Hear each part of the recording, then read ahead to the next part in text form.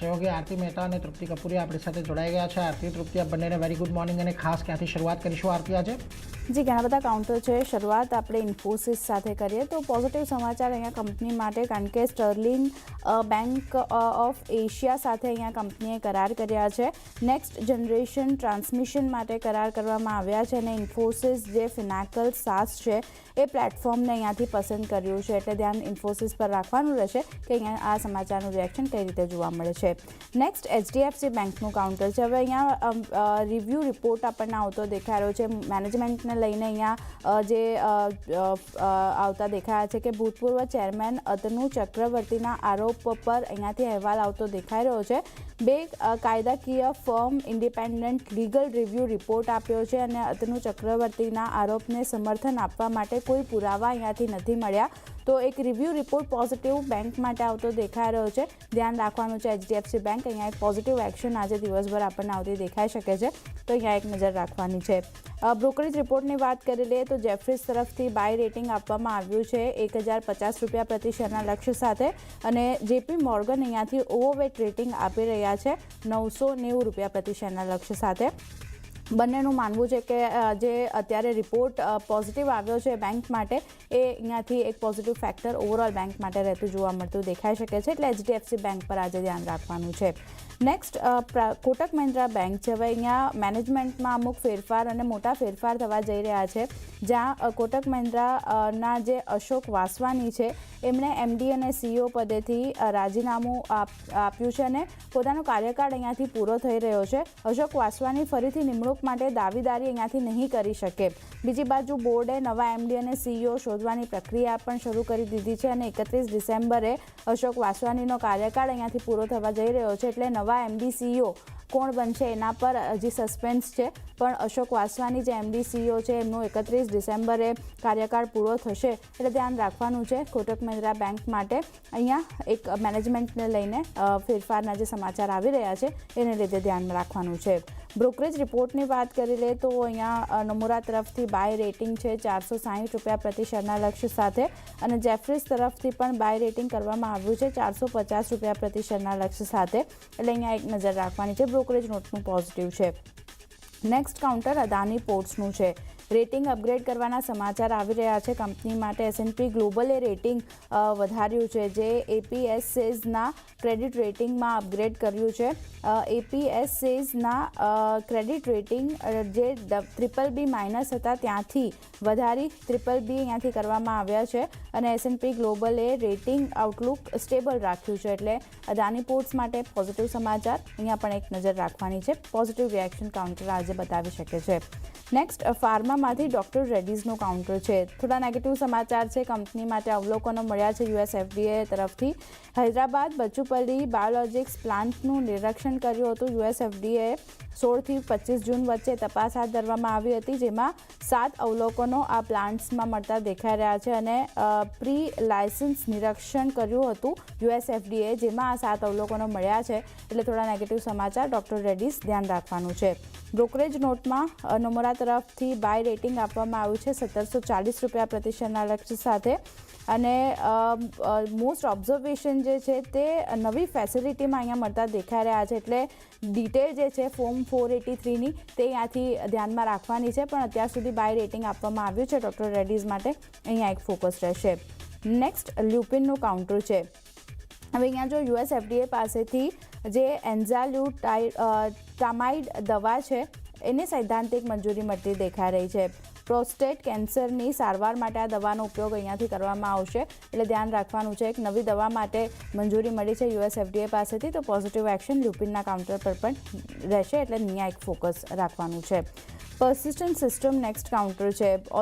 Order મળવાના સમાચાર અહીંયા આવતા દેખાઈ રહ્યા છે। 6.5 વર્ષ માટે $650 મિલિયન એક ઓર્ડર કંપનીને મળ્યો છે, અને વાર્ષિક રન રેટની જો વાત કરી લઈએ તો લગભગ $125 મિલિયન અહીંયાથી રહેતી જોવા મળશે, એટલે ધ્યાન રાખવાનું છે નવા ઓર્ડરના સમાચાર પોઝિટિવ પર્સિસ્ટન્ટ સિસ્ટમ માટે। નેક્સ્ટ આની માટે જ એક સમાચાર અધિગ્રહણના આવતા દેખાઈ રહ્યા છે, જ્યાં જર્મનીની કંપની નગારો એસઈમાં 21% હિસ્સાનું અધિગ્રહણ પર્સિસ્ટન્ટ સિસ્ટમ કરશે। મોટા એન્કર શેરહોલ્ડર પાસેથી 21% હિસ્સો ખરીદવામાં આવશે અને જે નાગોરો એસી છે એને €81 પ્રતિ શેરના ભાવ પર હિસ્સો ખરીદવામાં આવશે. બીજી બાજુ 100% હિસ્સો મેળવવા માટે all cash public tender offer પણ અહીંયાથી લોન્ચ કરવામાં આવશે કંપની દ્વારા અને લગભગ $2.9 મિલિયન AI આગેવાની ધરાવતી ડિજિટલ એન્જિનિયરિંગ ફર્મ 2027ની શરૂઆતમાં આ સોદો પૂર્ણ થતો આપણને જોવા મળતો દેખાઈ શકે છે. એટલે પર્સિસ્ટન્ટ સિસ્ટમ માટે ખાસા પોઝિટિવ સમાચાર નજર રાખવાની છે અહીંયા પણ. નેક્સ્ટ બ્રોકરેજ રિપોર્ટની વાત કરી લઈએ તો CLSA અહીંયાથી આઉટપરફોર્મ રેટિંગ આપી રહ્યા છે ₹6,520 પ્રતિ શેરના લક્ષ્ય સાથે અને નોમુરા તરફથી ન્યુટ્રલ કોલ આપવામાં આવ્યો છે ₹52 પ્રતિ શેરના લક્ષ્ય સાથે. એટલે અહીંયા ધ્યાન રાખવાનું છે. PFC માટે એક ફોકસ PFC REC આજે નજરમાં રાખવાનું છે કારણ કે આ બંનેના મર્જરના રેશિયો હવે ની જાહેરાત અહીંયાથી કરવામાં આવી છે. જ્યાં PFC અને RECના મર્જરને મંજૂરી મળી છે ઓલરેડી, પણ હવે રેશિયો જાહેર થયો છે જ્યાં REC VE 100 શેર પર PFCના 88 શેર અહીંયાથી આપણને મળતા જોવા મળશે. એટલે ધ્યાન રાખવાનું છે REC PFC માટે. આ જે રેશિયો છે તે RECના ફેવરમાં આપણને આવતો જોવા મળ્યો છે, ત્યાં ધ્યાન રહેશે. નેક્સ્ટ IIFL ફાઇનાન્સની વાત કરી લઈએ છેલ્લે મારા તરફથી તો બોર્ડ પાસેથી મંજૂરી મળી છે કે એની માટે ઇક્વિટી અને અન્ય સિક્યુરિટીઝ દ્વારા 10,000 કરોડના ફંડ એકત્ર કરવા માટેની મંજૂરી મળી છે. સાથે company global medium term note પ્રોગ્રામની મર્યાદાને બમણી અહીંયાથી કરતી જોવા મળશે અને દેવું લેવાની ક્ષમતાને કંપની વધારશે. એટલે IIFL ફાઇનાન્સ માટે પણ ધ્યાન રાખવાનું છે. અહીંયા પણ એક પોઝિટિવ એક્શન આવતી દેખાઈ શકે છે. તો ઘણા બધા કાઉન્ટર છે, ખાસ કરીને Infosys, HDFC bank, Kotak Mahindra bank જેવા કાઉન્ટર જ્યાં એક સમાચારનું રિએક્શન આપણને જોવા મળશે. REC PFC ફોકસમાં રાખવાના છે એટલે આ બધા પર તો નજર રહેશે, પણ એ સિવાય પણ તૃપ્તિ ઘણા બધા કાઉન્ટર છે જ્યાં નજર રાખવાની છે. ક્યાં ફોકસ? આરતી, હું પોઝિટિવ સમાચાર સાથે અહીંયા શરૂઆત કરીશ. તો ખાસ કરીને ટ્રાન્સ રેલ અહીંયા લાઇટિંગ પર એક પોઝિટિવ સમાચાર આપણે સમક્ષ આવતા જોવા મળી રહ્યા છે. કંપનીને લગભગ અહીંયા આપણે જોઈ રહ્યા છે કે 459 કરોડનો ઇન્ટરનેશનલ અહીંયા ટ્રાન્સમિશન એન્ડ ડિસ્ટ્રીબ્યુશન ઓર્ડર મળ્યો છે અને FY27માં કંપનીની કુલ ઓર્ડર ઇન્ફ્લો જે છે તે હવે આપણને 1,000 કરોડને પાર નીકળતી જોવા મળી રહી છે. એક પોઝિટિવ સમાચાર અહીંયા કાઉન્ટ કરી રહ્યા છે. ત્યારબાદ એસ્ટ્રલ પર અહીંયા નજર બની રહી છે કારણ કે અહીંયા ડીમર્જરના સમાચાર આપણે સમક્ષ આવતા જોવા મળી રહ્યા છે. એસ્ટ્રલ અને એસ્ટ્રલ કેમિનનું બે જે લિસ્ટેડ કંપનીઓ અહીંયા થશે, એટલે કે બે અલગ અલગ કંપનીઓ અહીંયા આપણને જોવા મળી રહી છે અને બંને કંપનીઓ જે છે તે અલગ મેનેજમેન્ટ અને તેને કેપિટલ એલોકેશન પણ અહીંયા રહેશે. શેરધારકોને એક શેર પર અહીંયા એક શેર મળશે અને આ ડીમર્જરનું માર્કેટ કેપ જો કહીશું તો લગભગ અહીંયા આપણને 40,000 કરોડનું જોવા મળી રહ્યું છે. બંને જે પોતપોતાના બિઝનેસ જે છે અહીંયા ત્યાં પણ આપણને ડિવાઈડ થતા જોવા મળી રહ્યા છે. પરંતુ ખાસ કરીને સૌથી ઇમ્પોર્ટન્ટ સમાચાર જે જોવા મળી રહ્યા છે એસ્ટ્રલના કોનકોલની જે વિગત આવી છે, જેમાં તેમનું કહેવું છે કે તેઓ લગભગ અહીંયા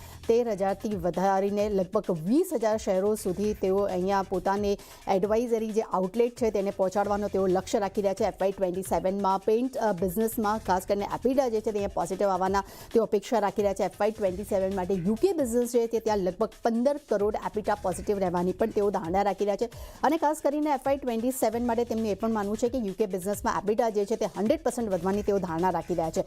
DSSમાં જે તેમનો જે બિઝનેસ છે તેના એપિટા માર્જિન છે તેનું ગાઈડન્સ લગભગ અહીંયા 25% થી 30% ની તેઓ અપેક્ષા રાખી રહ્યા છે અને 5 વર્ષમાં DSSનો ગ્રોથ જે છે તે લગભગ અહીંયા 5 ગણો થવાની તેઓ અહીંયા ધારણા રાખી રહ્યા છે અને 5 વર્ષમાં આવકની વાત કરશું તો તેમના મતે લગભગ 5,000 કરોડ થવાની તેઓ અપેક્ષા રાખી રહ્યા છે અને ખાસ કરીને બેકવર્ડ ઇન્ટિગ્રેટ CPVCના માર્કેટ શેરમાં પણ તેઓ વધારો કરશે તેવી તેમના તરફથી અહીંયા કોનકોલમાં આપણને વિગત જાહેર કરવામાં આવી છે અને પાઇપ બિઝનેસમાં હાલમાં કોઈ પણ વધુ નવું કેપેક્સની તેઓ યોજના નથી રાખી રહ્યા. એટલે નવું કેપેક્સ જે છે તે અહીંયા નહીં લેવામાં આવે. આ કારણસર એક તો ડીમર્જરના સમાચાર ખૂબ જ પોઝિટિવિટી ધરાવી શકે છે અને બીજી તરફ કોનકોલની ઘણી જ મોટી વાતો આપણી સમક્ષ આવતી જોવા મળી રહી છે. એટલે આ કાઉન્ટર ખાસ ફોકસમાં રહેશે અને બ્રોકરેજ રિપોર્ટ આવ્યા છે તેના પર પણ અહીંયા ખાસ નજર બનતી રહેશે. અહીંયા ઇન્વેસ્ટેક તરફથી એસ્ટ્રલ માટે અહીંયા પોઝિટિવ સમાચાર છે. બાય રેટિંગનો રિપોર્ટ છે, 1710 ટાર્ગેટ છે.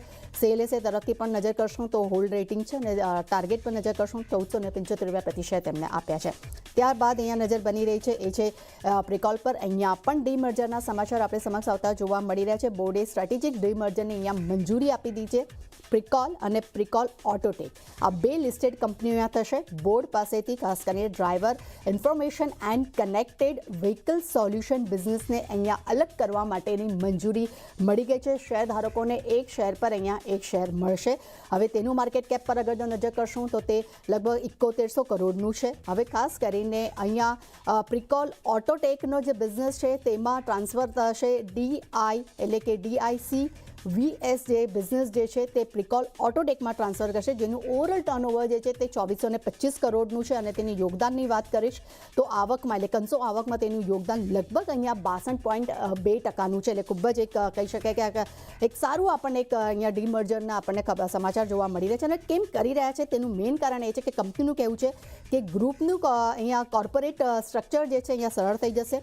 બધા જ બિઝનેસમાં કંપનીનું ફોકસ વધશે અને ખાસ કરીને ઇનોવેશનને વધારવા માટે જે નિર્ણય લેવામાં આવશે તે અહીંયા ફાસ્ટ અને ઝડપી તેઓ લઈ શકશે. આ મેઇન રીઝન છે જેને કારણે કરીને આ ડીમર્જર અહીં આપણને થતું જોવા મળી રહ્યું છે. ત્યારબાદ નજર બની રહી છે ઓરોબિંદો ફાર્મા પર. અહીંયા નેગેટિવ સમાચાર છે. યુએસ એફડીએ પાસેથી આંધ્રપ્રદેશના છે કાકુકુલ્લમ યુનિટને અહીંયા 2 અવલોકનો મળ્યા છે. 22 થી 26 જૂન વચ્ચે તપાસ હાથ ધરવામાં આવી હતી, પરંતુ કંપનીનું કહેવું છે કે કોઈ પણ ફાઇનાન્શિયલ ઇમ્પેક્ટ અહીંયા જોવા નહીં મળે. જ્યુબિલન્ટ ફાર્મોવા પર પણ નજર બની રહી છે. અહીંયા યુએસ એફડી પાસેથી ખાસ કરીને અહીંયા પેન્ટ્રોપ્રોઝલ ઓરલ સસ્પેન્શન માટે અહીંયા સૈદ્ધાંતિક મંજૂરી મળી છે. ખાસ કરીને એસિડિટીને ઘટાડવા માટે આ દવાનો ઉપયોગ કરવામાં આવે છે. ત્યારબાદ એલેમ્બિક ફાર્મા પર પણ નજર બની રહી છે. અહીંયા પણ પોઝિટિવ સમાચાર છે. યુએસ એફડીએ પાસેથી અહીંયા ખાસ કરીને ઓસેલ્ટા મિવિર ઓરલ સસ્પેન્શન નામની જે દવા છે તેના માટે અહીંયા મંજૂરી મળવાના સમાચાર જોવા મળી રહ્યા છે. અગર આ દવાની માર્કેટ સાઇઝની વાત કરશું તો તે યુએસમાં લગભગ $27 મિલિયન છે. એટલે ખૂબ જ એક પોઝિટિવ સમાચાર અહીંયા જોવા મળી રહ્યા છે. ત્યારબાદ બીઈએમએલ પર પણ નજર બની રહી છે. અહીંયા કંપનીને પશ્ચિમ એશિયામાંથી લગભગ $5.35 મિલિયન કંપનીને ઓર્ડર મળ્યો છે. આ ઓર્ડર બાદ કંપનીનો કુલ પોર્ટફોલિયોની અગર જો વાત કરીશું તો તે લગભગ અહીંયા $42 મિલિયન પાસે પહોંચી ગયો છે. એટલે ખૂબ જ એક પોઝિટિવ સમાચાર અહીંયા પણ જોવા મળી રહ્યા છે. કેસી ઇન્ટરનેશનલની અગર જો વાત કરશું અહીંયા રાહતના સમાચાર કહી શકાય કંપની માટે આવતા જોવા મળી રહ્યા છે. પાવર ગ્રીડ કોર્પોરેશન ઓફ ઇન્ડિયાએ જે પ્રતિબંધ લગાડ્યો હતો ખાસ કરીને ગત વર્ષે નવેમ્બરમાં, તે હવે અહીંયા પ્રતિબંધ અહીંયા હટાવી દેવામાં આવ્યો છે. અને ખાસ કરીને તેમને ટેન્ડર ભરવા પર તેમને પ્રતિબંધ લાગ્યો હતો, તે હવે દૂર કરવામાં આવ્યો છે. ત્યારબાદ નજર કરશું અહીંયા મે મહિનાના ટ્રાય ડેટા અપડેટ નંબર્સ આવ્યા છે. ખૂબ જ પોઝિટિવ નંબર્સ છે. ભારતમાં ઓવરઓલ અગર જો આપણે વાત કરશું તો મે મહિનામાં 5.09 મિલિયન ગ્રાહકો જોડાયા છે.